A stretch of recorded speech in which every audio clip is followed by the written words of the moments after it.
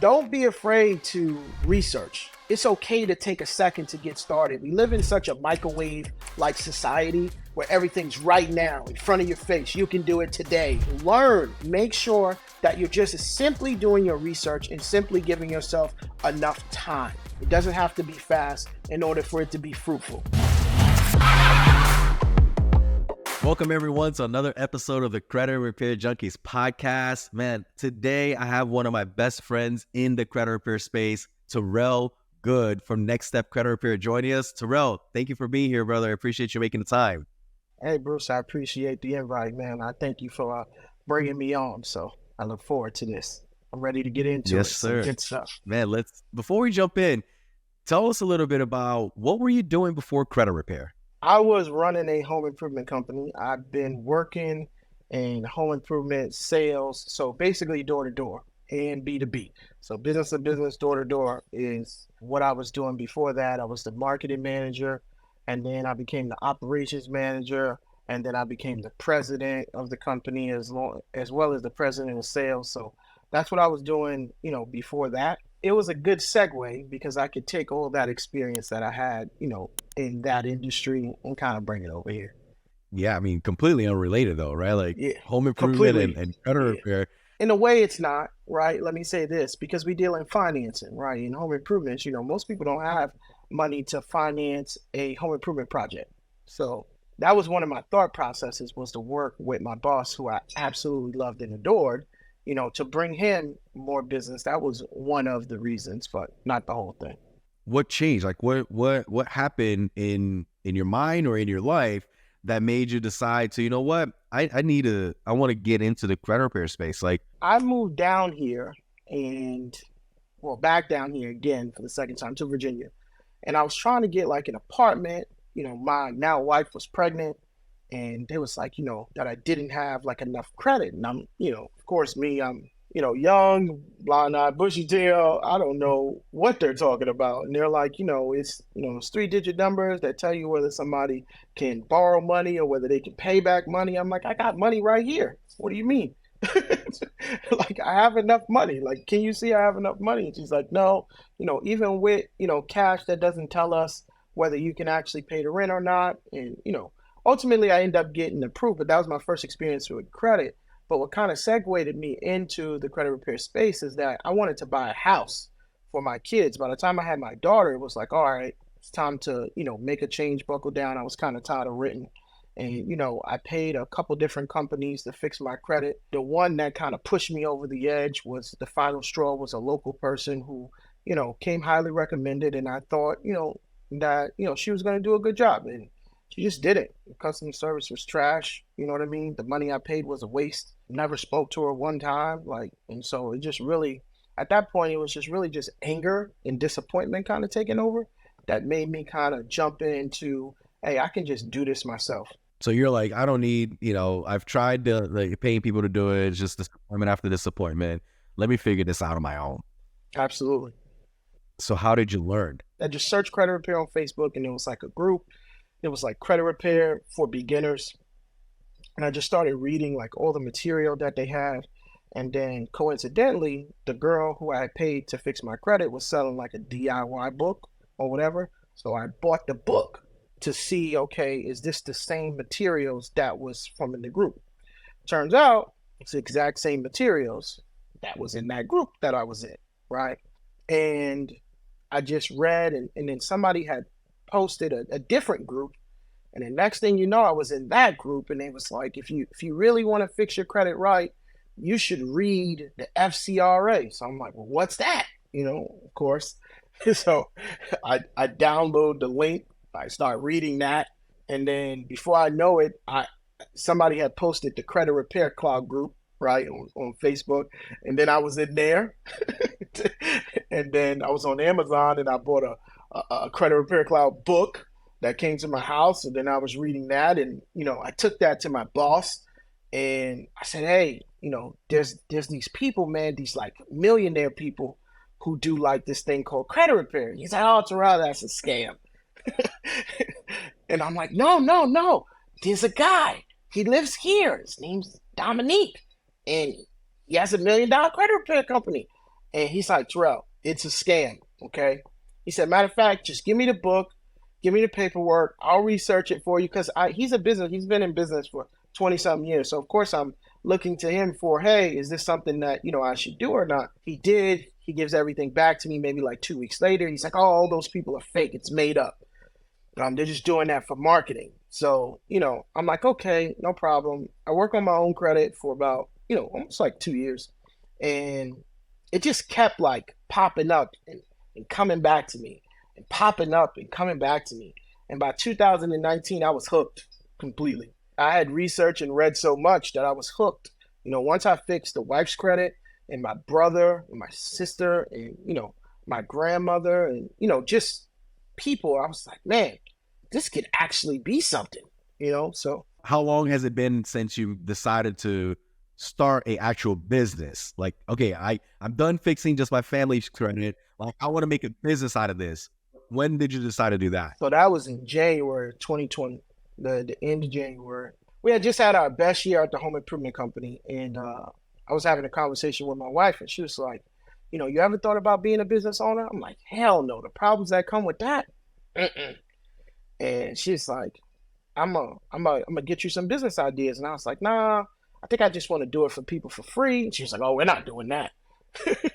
So, she was like, she wrote down, she had like this yellow pad that she would always write down like business ideas. She's an ideas person. She will come up with slogans, names, SOPs, like everything. And she wrote everything out and I was reading it. And I was like, oh, this is pretty good.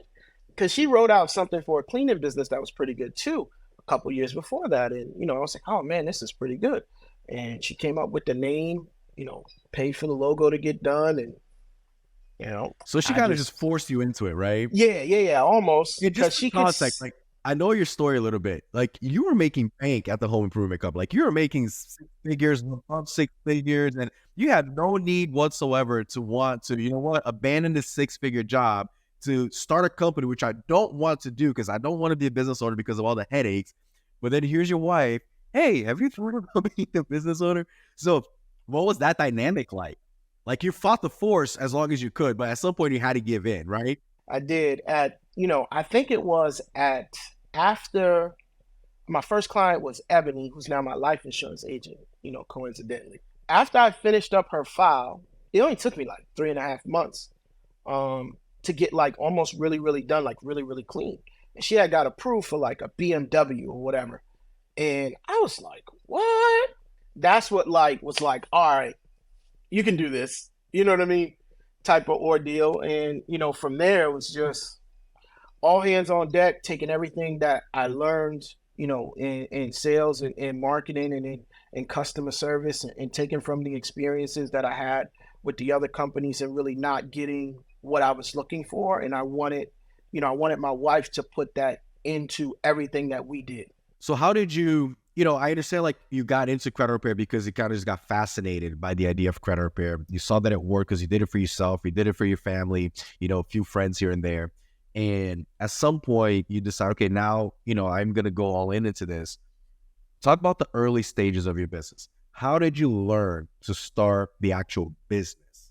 Like everything that it entails. So, what was that process like? And what were the early days like? Early days, it was more reading than anything else. I was just researching and I was in, and again, I can't say enough about the Credit Repair Cloud group in those early days. Maybe it's not the same group as it was, but when I was in it, early 2020, it was like one of those groups that, hey, they had a lot of good info, a lot of good lives from a lot of good people. And, really, I was really just taking a lot of notes, you know what I mean? Just kind of putting it together. So those early days were really just about learning, researching, studying, right? Coming up with scripts of what I wanted to say on the phone, writing those out. I still have notes on my phone, man. I got like 750 notes from February of 2020 where I just wrote out, everything that I wanted to say while I was on the phone and, how a consultation was supposed to look or go based off of, my past experience with doing, consultations over the phone for home improvement. You know what I mean? But listening to, other people like like a Andre Coakley who I talked to early on, who gave me like a it was like a free one-on-one 15-minute discovery call. And I spoke with L Williams, who gave me a free 15-minute like discovery call, and that was in March. And so those early days, I didn't take a whole lot of clients, but I really just studied a lot and just tried to learn as much as I could to not give somebody else the same experience that I had. You know what I mean? I didn't want them to have that. So I really wanted to just focus on getting the systems in place where, it didn't have to be a struggle, right? Where if somebody reached out to me, it was easy for me to respond. Working on my schedule. Like, how am I going to work this 9 to 5 and do this at the same time? Like, what times can I actually take appointments? Making a calendar that, somebody can book an appointment with. Even though the website wasn't, the best, it was from spoton.com. It was $5. You know what I mean? But it got the job done. It had a calendar on it, you know what I mean? And some pricing. And so, those were a lot of the early days, is just kind of putting stuff together, and then, just learning overall and watching other people from a distance do their work. And even, I forget the guy's name who used to work with CRC, Corey, asking him a ton of questions. He used to always kill me. I asked him 1,000 questions in the group on his post. Anytime you make a post, I ask 1,000 questions. Like, Terrell, man, you gotta stop asking all these questions. Like, I missed what happened yesterday. I was at work. You know what I mean? So, I think early on, just, trying to learn. And that was a lot of my business, was just trying to figure out. And then also, trying to figure out, how do I actually run a business? I'd never done that before. You know what I mean? So this was brand new territory. It was scary territory for me. Nobody in my family, I don't know anybody who owns a business.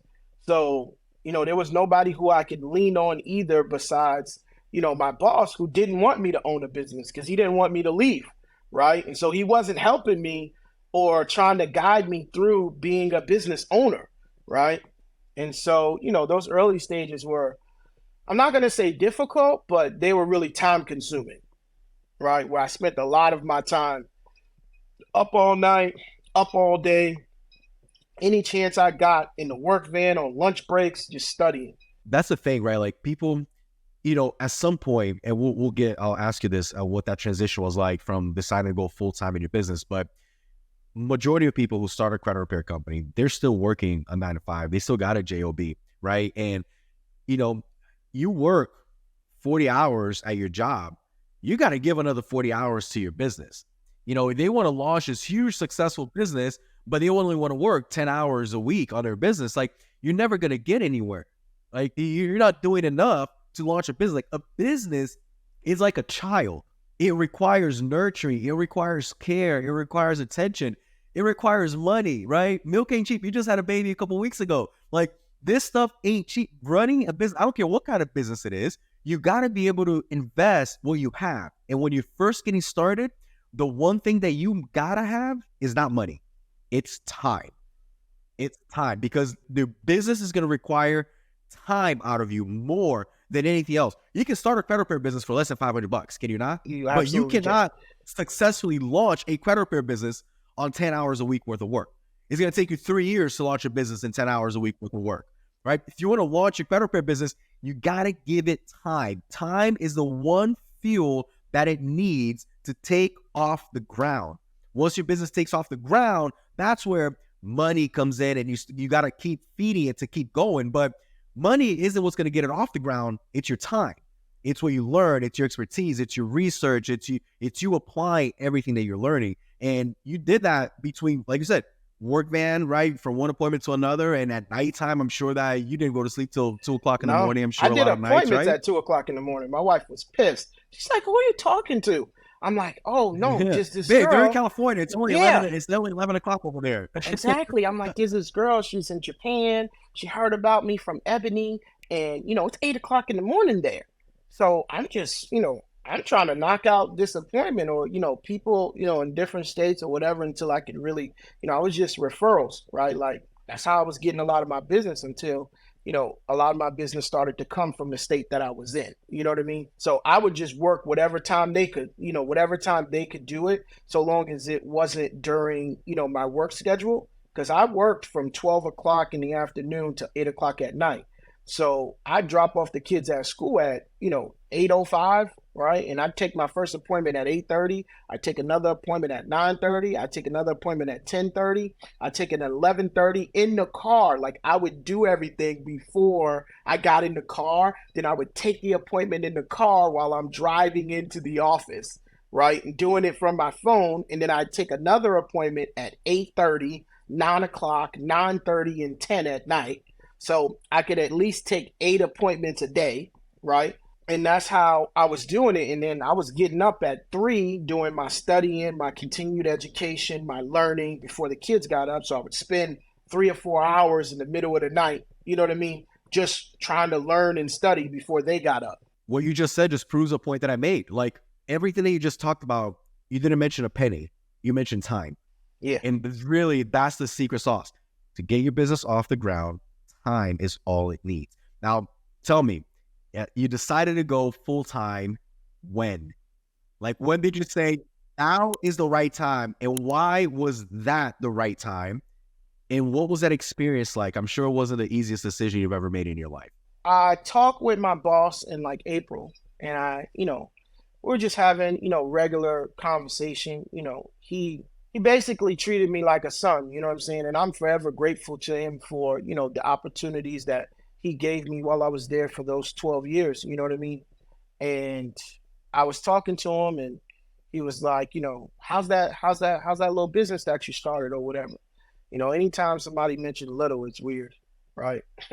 A little And I'm business. like, it's doing all right. He's like, let me ask you something. Like, how much is it doing, every month? I'm like, oh, it's doing like 7,000. So he's like, 7,000.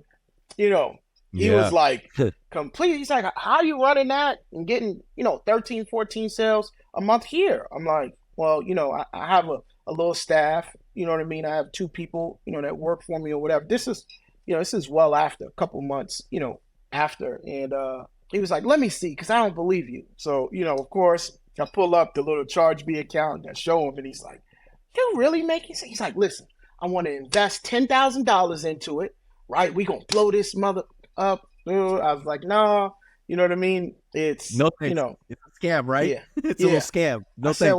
well, no thanks, but I appreciate, the offer or whatever the case may be.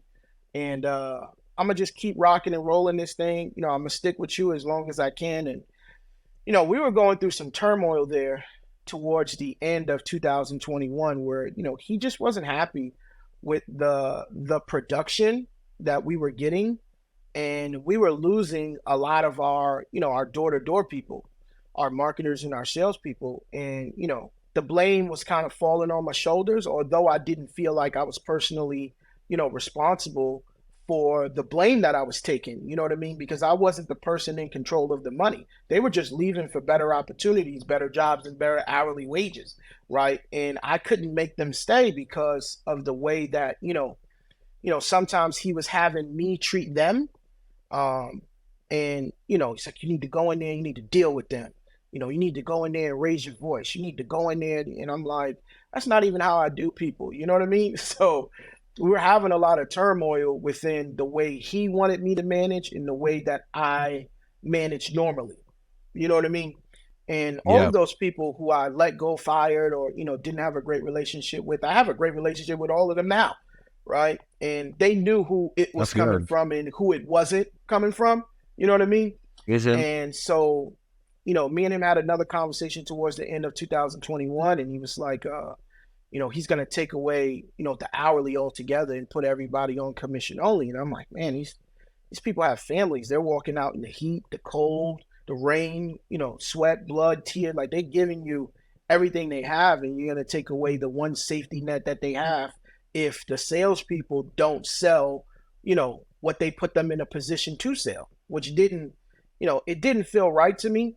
And I tried the commission only thing with a friend of mine for like one day at the end of December. And I gave the key to him. I just told him, hey, look, this isn't going to work. I'm going to go, full time with the credit repair business. Scared the crap out of my wife. Uh, she's like, we don't make enough money. You know what I mean? How many clients did you have at that point when you decided to go Yeah, I Mm. only had like 90 something. So I was making right under like $8,000 a month. So not a whole lot, right? Because I was making about 12 and some change from my job every month. So it was, taking a pay cut, number one, and then, not really getting an opportunity to save because I was dumping, money at that point into the business, trying to get like Facebook ads off, learn that. So, you waste a lot of money in that stuff. I was paying Yelp money for ads and thinking that was another way to get I my remember all business. that. Yeah, right. I was paying Google ads. I was paying this other, I forget the name of the company, but I was paying this other company for marketing and to do like voice drops and, yeah, yeah. I was paying this is before the famous group. This is a couple months before them, but I end up getting them too. So I had like 6, 7, 8 sources of marketing that I was doing, and I wasn't tracking whether they were making me any money or not. I was just paying out the money. You know what I mean? And so I hadn't discovered tracking until right? Until you came along with that Excel sheet. Obviously, I've taken it to like 4 or 5 grander scales now, but I still have that Excel sheet that you gave me, back in what was that, March of 2021. So, I that was a long time ago, but I decided to just quit December 31st, and I said, listen, I'm just gonna give this thing my all. I'm giving it, 40 hours a week and I'm making 8 grand a month. If I give it 80 hours a week, I could probably make 16 or 20, right? And then, that'll be more than, what I was explaining to my wife was that'll be more than what I was making at the home improvement company, period. And I did that. And, 2021, we had a fantastic year versus the first year. We did 109,000 the first year. We did 257 in 2021 when I was giving it 80 hours, a week, maybe 80 hours plus. We just kind of. That's the one thing that I don't, I'm not going to say I envy, but I admire in you. Brother, your work ethic is unparalleled. Like, I have never met anyone with your work ethic, like as a business owner. And that's where you and I kind of disagree sometimes, where you are all in on your business. So much so that it blows my mind how fast you're able to scale. Like, you still take all of your sales calls, do you not? All of them, every single last one of them. You don't trust. You say you're Michael Jordan, right? Like, yeah. Give me the ball. I don't need the other 4 guys. It's me. So my boss taught me one thing, and I'll give him this, right? You don't take Michael Jordan off the team, right? Because when you do, you end up with Scottie Pippen, Dennis Rodman, B.J. Armstrong. That's who you end up with, and you end up in an Eastern Conference final, right? Where you could maybe win or maybe lose the championship. But if you keep Michael Jordan, you'll always be winning championships. And he told me, Terrell, never, ever, ever leave your business. But he was talking about his at the time. And he was like, never, ever leave your business. Because he used to refer to his business as mine as well, because I had been there so long and I'd worked my way up past every other manager that was there and just kind of became the head of everything. And he was like, you never leave, your business. You never stop selling. That's why I stayed out in the field. I could have been in the office, right? But he's like, your team needs you to sell so that they sell, right? And if you're not selling, guess what? They're not going to be selling. And that's what happened. I came out in the field one month. I think we did 50 deals the month before I came out of the field. The next month we did 17. The next month we did 11. The next month we did 9. I came back out in the field. We did 78, right? Because it's me pushing them. Hey, you walking with me today. You had no sales yesterday. You walking with me today, right? You're going to hit this house, this house, this house, this house. I'm going to hit this house, this house, this house. You know what I mean? So for me with sales, it's, with my own business, I know that, I got to stay in it because I've tried not being in the sales department with Next Step Credit Repair. And we went from 61 sales on average every month to 14, right? With, one of my employees. It dang near crippled me, right? Because I did it at a time where I wasn't aware that there were down points in business, right? I didn't know about the October, November, December. You didn't know about what I mean? Q4 in credit Yeah, repair. I had no idea that. It's a scary place. Q4 in credit repair is a scary place. Like, there's no lights. It's dark. It's cold. So I had no idea about that place in business where, because I had never dealt in none of his money, right? I just made it, right? I could see, all right, we made 15 million this year or whatever. My team did good, right? But I didn't know where all the money went, as far as how that goes. When you're running it, you see where your money is going. So I just stayed, I wanted to come back to doing sales in my own business, and I just never let anybody else do it again, right? And I think it was the best decision that I ever made, And you right? love it. Yeah, I Like love you're it too. doing So what you that's love. the other thing. Like I love talking to my clients every day. It gives them a sense of safeness, right? A sense of, trust that they're talking to the person who's also participating in the work, right? A lot of people don't know this, but I do all my clients' first rounds too. So I set up the plan for my team to follow, right? A lot of people just pass it off to somebody else, but I set it up. I write all the notes out for every month what I want done, right? So again, that gives them a sense of trust that, hey, this is being done the right way. And it's not too many times you can go to a company and talk to the owner as well. So that also helps me. And like I'll say, like I really admire your work ethic because you go hard for your business, man. Like this is like you could very easily let off the gas if you wanted to, but you refuse to. Like you just keep going and you don't get comfortable. And that's hard. Like once your business starts succeeding, complacency kicks in. And it's so easy to fall into the trap of just becoming comfortable with where you're at. And the moment you become comfortable, that's where business maybe starts to decline. There was a lady that Charlotte Gamble, she preached at our church a couple of years ago, and she was talking about the principle of drifting. Like think you're inside an ocean. In order for you to drift, all you have to do is nothing. If you stand still in the ocean and you do nothing, you're going to drift. If you don't want to drift, you have to work. You have to kick your feet and swing your arms and so that you can stay in place and not drift. So that principle applies to business as well. If you become complacent and you're like, oh, this is a good spot, I'm good here, man, that's dangerous. That's dangerous because the moment you become complacent, you start drifting and business just starts like imploding and crumbling. You have to work to stay where you're at, and you have to work even harder to scale beyond where you're at. So when I talk about your work ethic, it's that. Like, I have never seen you become complacent. I have never seen you drift. All I've seen in Terrell and Next Step Credit Repair is growth, and it's consistent. Even at the dark times of Q4, like, you don't fall back and then come January and catch up. No, you kick and you kick and you kick and you stay at least where you're at, and then you continue growing after that. So talk about that. Like, where does that come from? Where does the motivation of just saying complacency, get away from me, you're not for me, I'm going to keep doing this thing? Where does that come from? I watched a lot of people in my life become complacent, right? As I was, growing up. And I grew up in Brooklyn. Most people know that, but, I grew up super poor. Like when you look at it, I know my grandmother would like to think otherwise, you know what I mean? But the Like you had a reality roof over is, your head. yeah, like she says, you had a roof over your head in it, but there were things that I wanted and things that, I could see in my dreams that I was never, ever, ever going to achieve with them at the helm, right? And, I watched, uncles and aunts, become complacent and comfortable. You know what I mean? No slight to my grandmother. I love her to death, but she's been living in the same place for 57 years, right? That's Yeah. complacency, right? Like no growth whatsoever. And I love her. I would do anything for her. She took us in at a time. My father got killed. My mother walked out on us. She never came back. I haven't seen the woman in 32 years. Seeing them all become complacent, I was like, I think I was like 7 when I said this. Like, I never want to live like this, right? Like, I never want my life to be at a standstill, right? So I always need to be pushing forward, pushing the envelope. Growth has always been, important to me, right? Even if you like take my little sneaker journey, right? I always use that. I love shoes, right?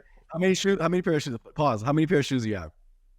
Couple hundred, maybe, And working into the 95% of them are thousands. Jordans, right? Yeah. I got a lot of Nikes too, though. So You got any my New Balances yet? The 850 credit score no, New no, no, Balance? no, You no got that New one? Balances. Just really Jordans, Nikes, Pradas, like that. I got some nice Steve Maddens and trying to step my game up. All right. So not all Jordans all the time. But, I even take, my shoe stuff like, growing one pair into two. growing 2 pairs into 5, growing 5 pairs into 10, you know what I mean? And so, I think seeing so much complacency growing up, you know what I mean? I didn't want that to be my thing, right? I didn't want that to be, my family's thing. I didn't want that for my kids for when I had them, just being in a stuck spot. So I think that is what pushes me. And the fact that, when you grow up a certain way or you grow up without so much, you don't ever want to experience that ever again. It's almost like a resentment that you feel to the people around you. You know what I mean? That you're like, you couldn't get one job? Like you didn't want to work hard one time? Yeah. Do you feel guilty at all for being successful? Sometimes, yeah, in my family sometimes because people look at you like a snob. That's what I was gonna say. Like, let me kind of frame this, right? Where this question is coming from. Because I sometimes, if I'm being honest, I battle with this as well, right? We work hard to be where we're at, right? And I think that feeling guilty for being financially well, that almost comes from a poor mindset, I would think. Like, I travel with my family. I have 2 little kids, they're 3 and 2, and the 4 of us are in first class, on airplanes. And, you see these little babies in a first class seat, and we see the dirty looks that we get, like, man, like, like that snob that you're talking about, right? Like, you go out and you see the cars that we drive, or, the shoes on our feet, the purse that my wife has. And this stuff is like, we're not materialistic people at all, but we enjoy the finer things in life. Why not? Right? And I've battled with this guilt of, man, it doesn't come from a bad place. Like, I'm not trying to show off all the materialistic things that I have, but why am I gonna have the opportunity to have the finer things in life, but say no thank you? Let me actually just go back and live a different way.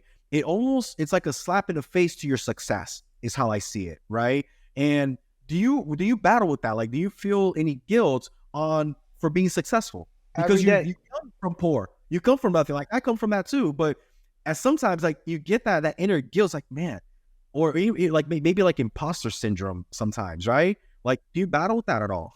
Yeah, I battle with it every day. You know what I mean? And funny thing, I was just having a conversation with my aunt yesterday because somebody asked me for money, and I don't want to give it to them.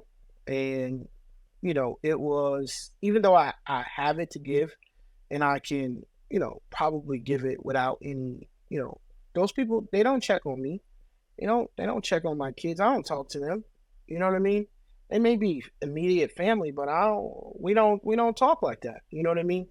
And so for me, it's one of those things where I struggle with it because they look at me, and that's every time I talk to them is, hey, I got this business. Woo, woo, woo, woo, woo. Can I borrow? Can I get?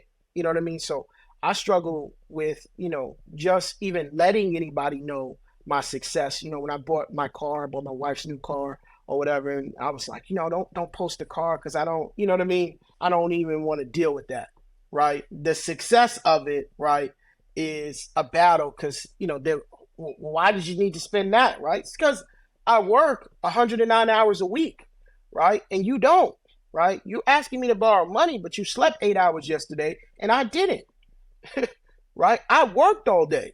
It's definitely, sometimes it feels like an imposter syndrome when I'm sitting in my office and I'm like, why me? Right? Like, of all folks, like, why is it me that has to be the successful one of the bunch or of us all? It comes with a greater purpose, right, Terrell? Like, it comes with a greater purpose. Like, you had to break like this generational curse of complacency that you grew up with in your family. Like, your kids will never know complacency because you don't model complacency for them. They may know struggle because we all go through struggles in life, but your kids will know how to be fighters because they see their dad be a fighter. They see their mom and their dad working together on this business, and they see that. So that imposter syndrome is like, it gets broken away because it's not for you. It's for them, right? For me, it's the same thing. Whenever that little thoughts creep into my mind, it's like, no, there's a greater purpose as to why God has allowed me to be in the position that I'm in today, right? It is more blessed to give than it is to receive. I live that out every single day, right? Like, the more that I bless others, the more God blesses my business. And man, it's so good to be on the receiving end of that, but it's even better to be on the end of giving. Like, what we're able to do for the community and for people who are in need, and even family members that for me, like, I have family members that I used to be really close with that I'm not close with anymore. And if they're in a time of need, man, if I'm helping strangers, I'm going to help my family too, regardless of what it comes down to, because in my heart, I have that I'm a giver, like I'm naturally a giver. And I realize that this is above me. Like this is not just for my family. And that helps me creep out that imposter syndrome, where it's like there's a greater purpose as to why God has allowed me and my family to be in the position that we're in today. And it ain't just for us. Now, I have a question for you. I know you're the interviewer, and I'm the I'm getting No, this interviewed, is a conversation, right? brother. Like I'm not interviewing you. We're talking. Do you ever feel like that you got to turn that faucet of helping off? The moment where, because people start taking advantage. It's what you said, right? I didn't sleep 8 hours last night. Like you're not doing anything to help yourself, right? So for me, at least when it comes to my family, like I know my family. I don't know the strangers. If God says, hey, go out and pay that person's mortgage for the next 3 months, I'm gonna go out and do it. And I'm not gonna ask any questions because God's telling me to do that, right? Now, if my family members come to me and say, hey, can you lend me, $500? It's like, I know what you're doing, right? And if you're just trying to take advantage because you know that I'm well off and you're not as well off as you'd like to be, then the answer is no. But when I know the struggle, like I'm not going to mention who it was, but a close family member of mine, they had a death in their family, and they had to go to Brazil. Like they actually live in Virginia. They had to go to Brazil and they needed help. Like they had just moved out of Florida to Virginia, like going through this whole thing, and out of nowhere, family member is really sick, miles away. They need help, right? I have the ability to help. Why not? Like you don't even have to ask. Like I know what you're going through. Here, don't even worry about paying it back. Is this what you need? Here's a little bit more so that you don't have to struggle with anything. But yes, you do have to turn the faucet off because you do get those people that are like, every other month, can I borrow $500? Hey, can you feed I need to get groceries. And like, dude, what are you doing? Like, you have a car, right? Can you drive Uber for 4 hours every day so you can buy your groceries? Like, you got to help yourself at some point in time. I'm not going to be anybody's crutch. I'll push the wheelchair, but I ain't going to be your crutch. Absolutely. So, for me, it's like, but I got 15, 16 people at me in that way daily, right? So it's like, and then, you got your wife's family too. I got my wife's family too, who's looking at her, she driving a brand new car. She's got money. She's doing whatever doing whatever she do. And, they're at her too. And she's like, I can't help you. You know what It's I mean? hard to navigate because it's hard to say no, right? Yeah, It's hard it to is. Good easy. Lord. Sometimes it's hard. And sometimes the best thing you can do is tell somebody no. Let's shift gears here for a second and let's talk about your business today. How long from the launch of your business until you broke $1 million? That was like I guess a little under 2 years. A little under 2 years. And you were working on your business, what, about 80 hours a week, right? Nah, I was working like 100 and something. I was working every day. I stopped taking weekend appointments just at the beginning of, 20. No. I stopped taking weekends appointment about June of 2022. So I just stopped working the weekend, right?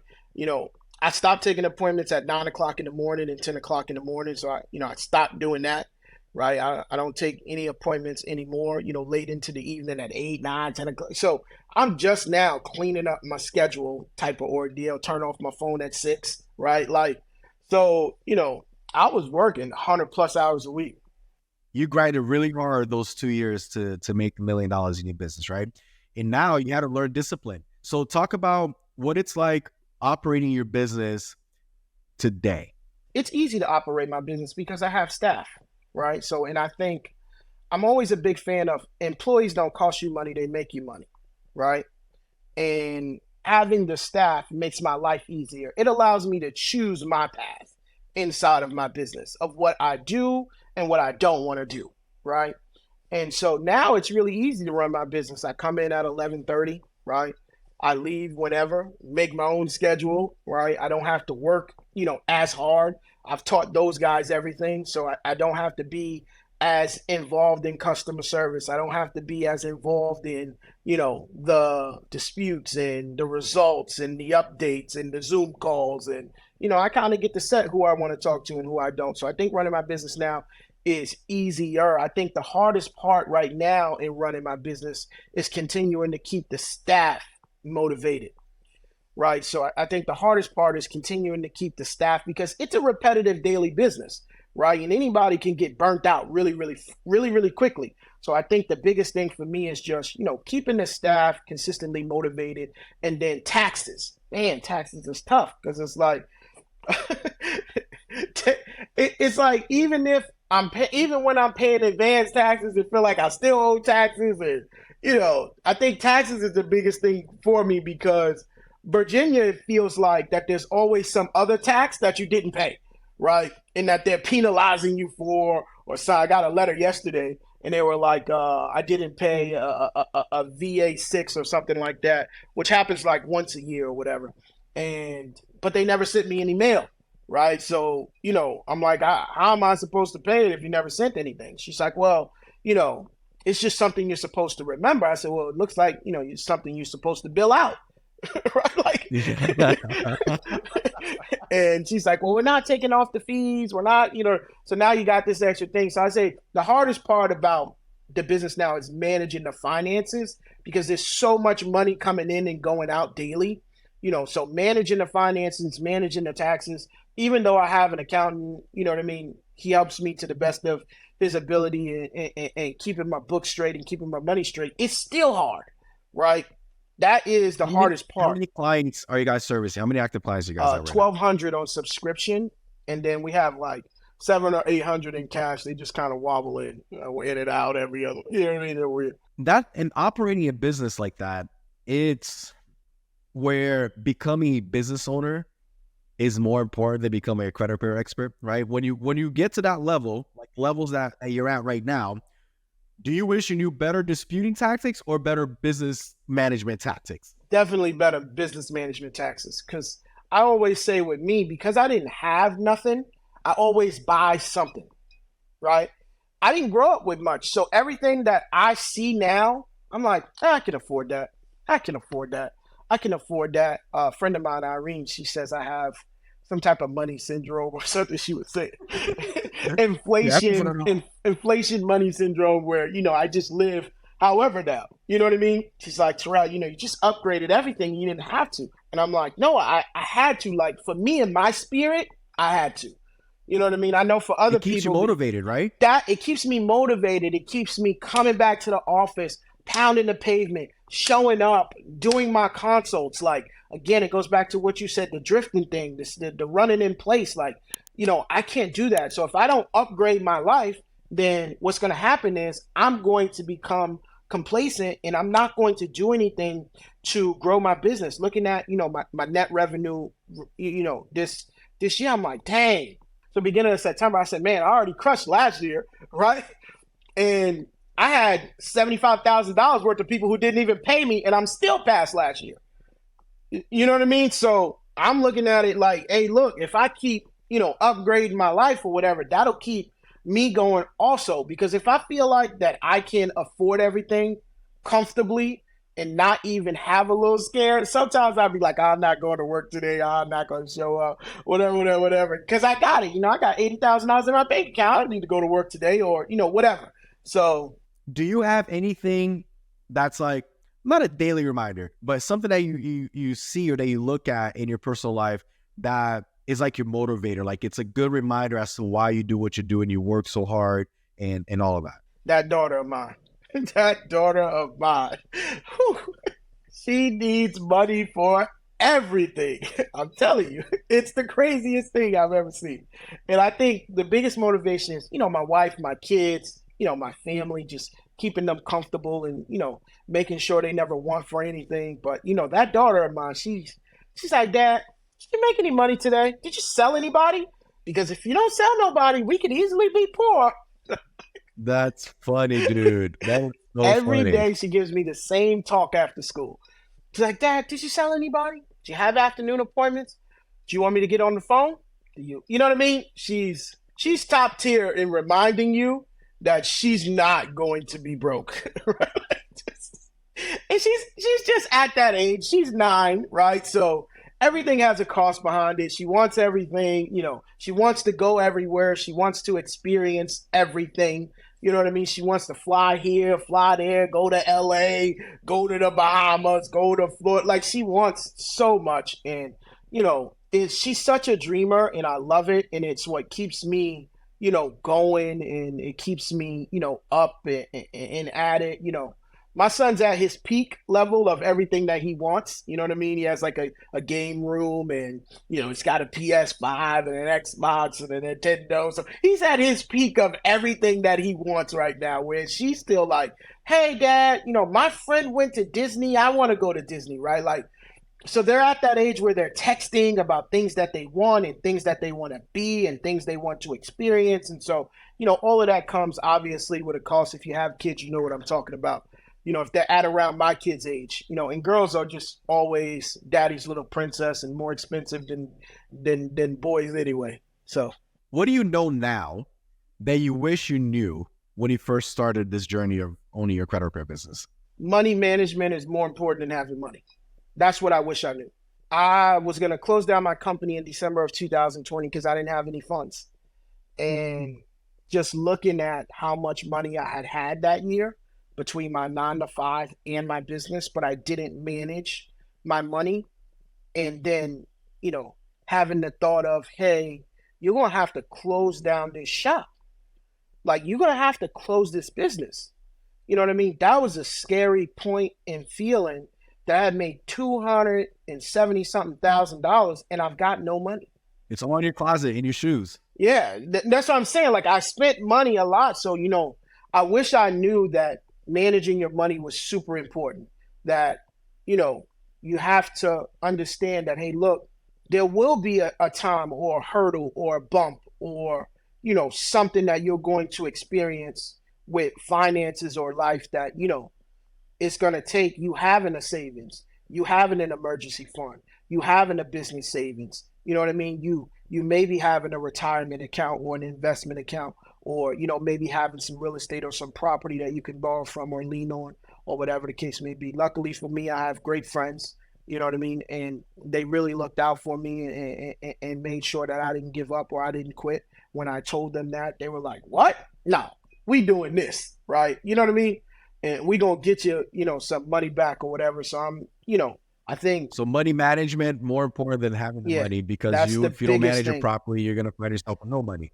Absolutely, you're gonna find yourself with no money, right? And you're gonna find yourself, not being able to scale your business, right? So now you're running in place again, right? Because it takes time to launch it, but it takes money to grow it. You need different systems. You need upgrades, right? You need more stuff. You need staff, right? Because then you can't do everything on your own. So, all of that stuff kind of requires money, which requires you to manage the money a lot better than, just it being just you and you not worrying about, anything else. Because those people have families, kids, bills, rent, things that they have to pay, and they're depending on you to take care of the business and bills. I just had one of my clients, she works for a small business, and they're having payroll issues where they have no money to pay the people, which to me is crazy. That's the scariest thought that I have as a business. Or like, we have, I think, 56 employees right now.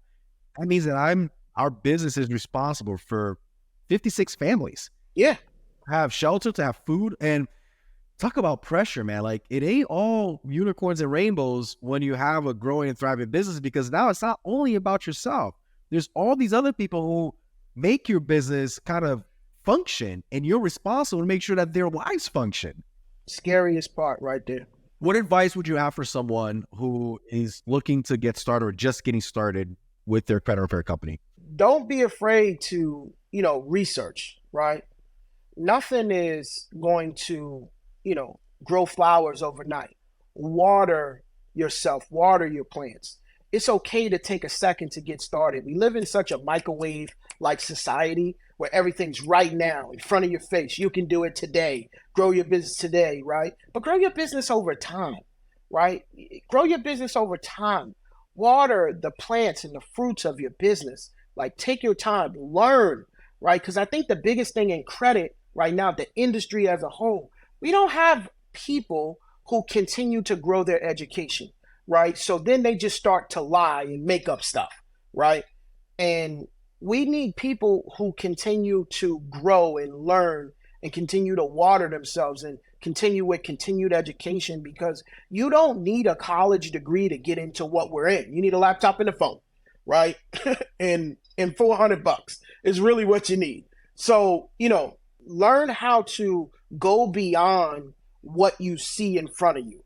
Learn how to research an answer that somebody gave you to make sure that it's the right answer. If you see something on a video, right, and it seems too good to be true, go on Google and research and read and see if this is the right answer that they're giving you or if this is some fluff that they just made up.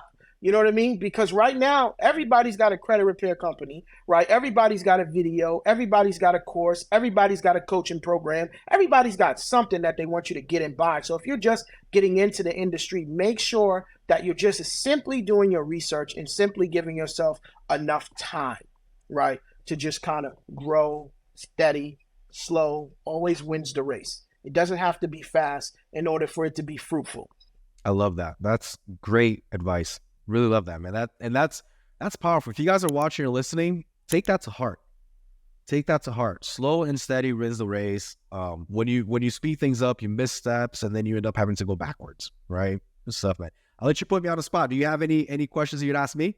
What advice would you give somebody who is maybe, say, at the middle stage of their business, right? They want to scale, they want to grow, right? They've been stuck for a while. What do they do to get out of their rut? What do they do to get to the next level of their business? What advice would you give to current credit repair business owners on how to get themselves they're past the beginner stage, they're making a little bit of money, right? What advice would you give them to get to that next stage up in the middle? I think that when most people find themselves stuck is because they plateau, right? They did what they could as best as they could, and it got them here. And it's different for every business, right? Like some businesses plateau at 100 clients, some business plateau at 500 clients, some businesses plateau at 1,000 clients. Like, man, I can't get past 1,000 clients. I have 1,000, 1,200, down to 1,000, up to 1,100. I can never get to 1,500. Or I got 100, but I can never get to 150. They plateau. And the reason why they plateau is because they went as far as they could on their own and with their existing knowledge. So the only way that you can go above and beyond is if you invest in learning more or you invest in adding more people to what you're already doing, right? Like if I can get 20 clients a month myself doing this one strategy, then how can I get 5 other people to learn this strategy from me and then they go out and do it? Because now I'm doing 20 and then they're each doing 10, 15 of their own, right? Because maybe they're not going to do it as well as I am. But now I've learned how to clone myself and clone what I know into other people so that they can now go and run with it, right? So that's one way, because I can only take it so far myself. I did it, and now I'm here. I plateau because I don't have the time to do more. So what do? You clone yourself. You duplicate yourself. You take what you know, you teach it to somebody else, and you teach them how to go out and be you. And now you have 2 yous going around, and then you have 4 yous, and then you have 8 yous going around, right? And that's how I've grown my business. The other option is I only know how to grow my business this one way.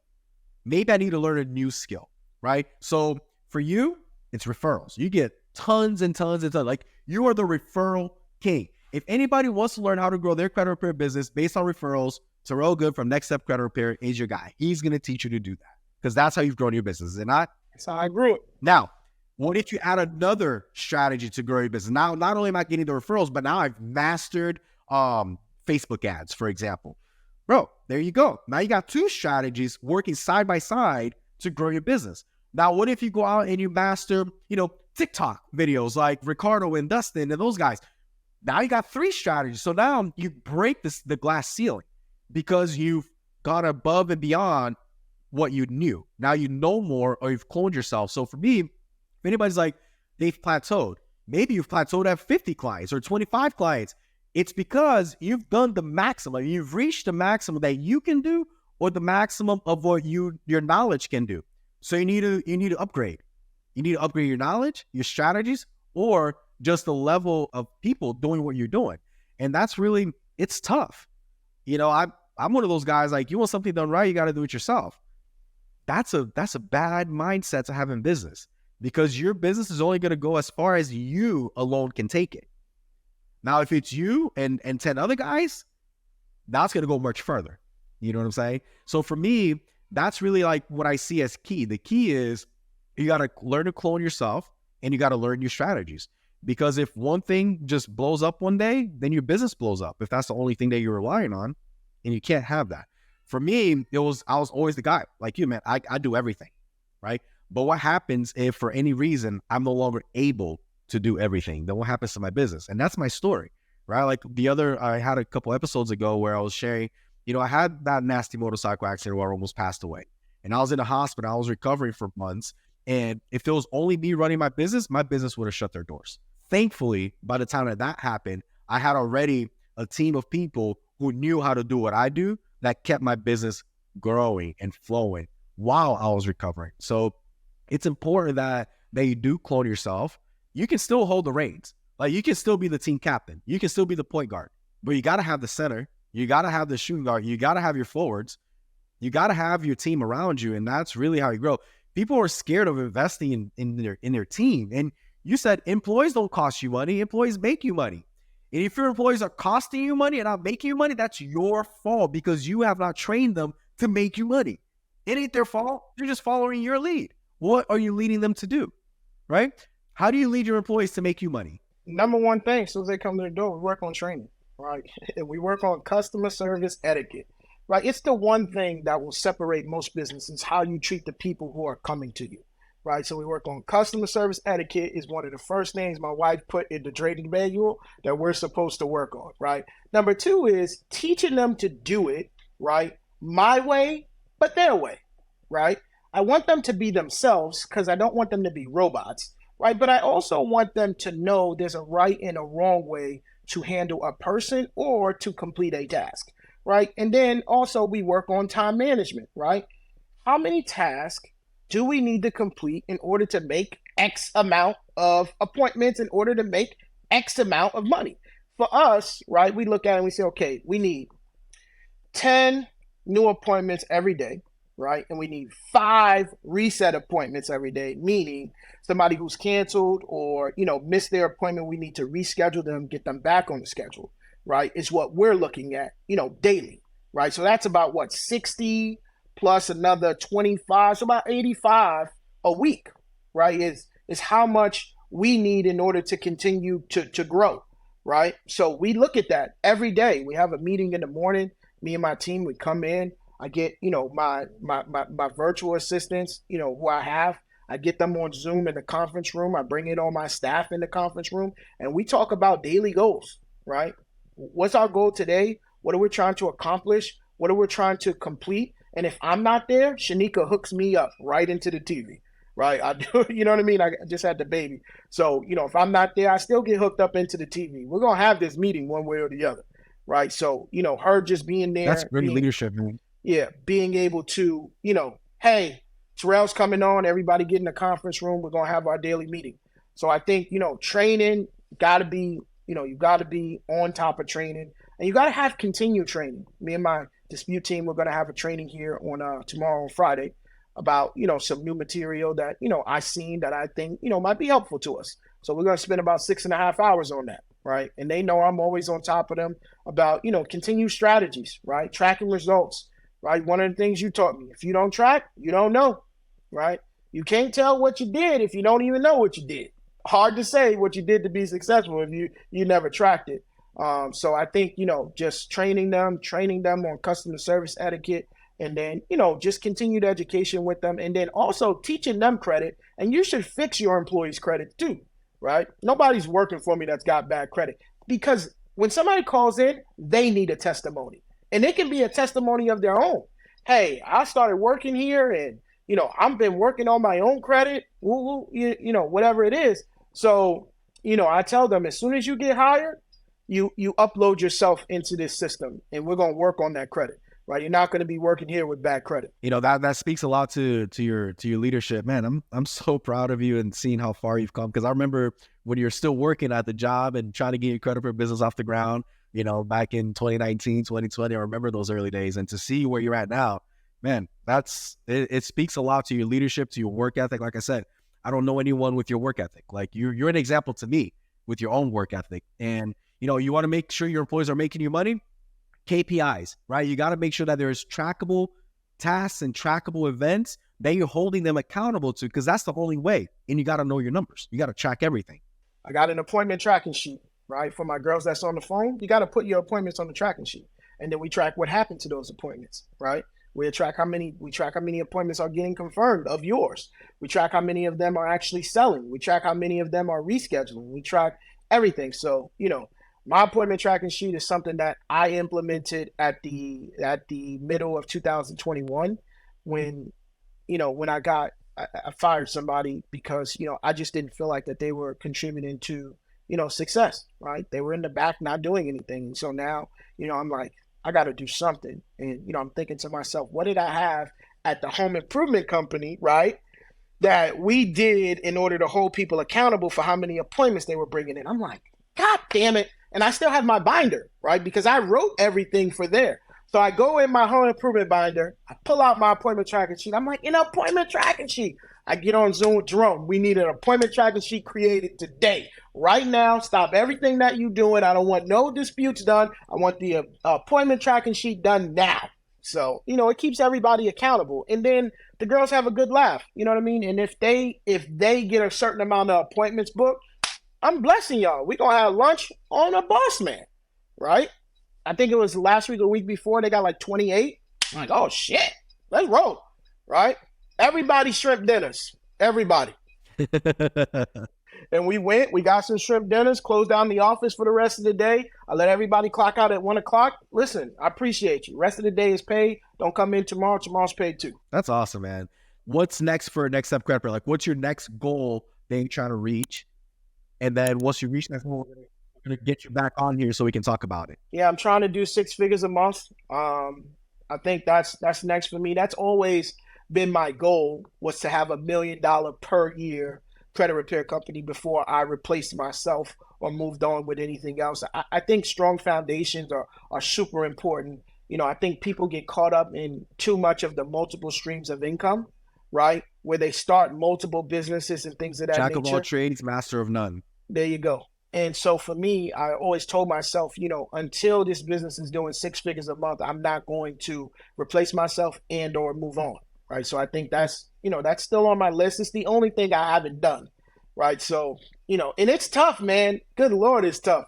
You know what I mean? It's with the cancellations and, clients who, just essentially aren't happy, even though they maybe had results or whatever. That's always the weird part for this business. You can give somebody everything and they're still, they're still not happy. So, you end up with, like you said, up and down numbers, things of that nature. But, we've been pretty steady overall. I try to sell as much as we get canceled and then some, right? So, I know we average about 17, cancellations a month, which, people will be like, oh, Terrell, that's pretty high. No, not really. Not when you're selling, 60 to 75 people a month. So it's really not that high. When you hit back-to-back 6 figures month, six figures month, we're going to get you back on here. We're going to talk about the journey to getting there. Yeah. Sounds good? Because it's definitely been a journey. So far. Yes, sir. I got a lot of stories. Thank you so much, brother. Thank you so much for being part of this podcast. I know that it's been a few weeks that we've been trying to schedule this and get it going. So thank you for making the time. Your baby is what, like 18 days old right now or something like that? And here you are. 12 days old. 12 days old. 12 days old, man. Again, talks about your work ethic. You got a 12-day-old baby sleeping back there. I sold 7 people while my wife was in labor. I signed up 7 people while my wife was in full labor. My wife would leave me if I did that. Yeah. So she was like, what's funny is we were just talking about in the car. She's like, I seen some emails from the day I was in labor of people getting, was that you? She said, I must have been really out of it. I said, yeah, baby, you was out. So I just figured I'd take the time and, do something constructive versus just sit there and sleep. Cool stuff, man. Thank you so much, man. I appreciate you. And we'll get you back here real soon once you hit those back-to-back 6-figure months. Sounds good? All right. I appreciate you, Bruce. Thank you, man. Thanks for having me.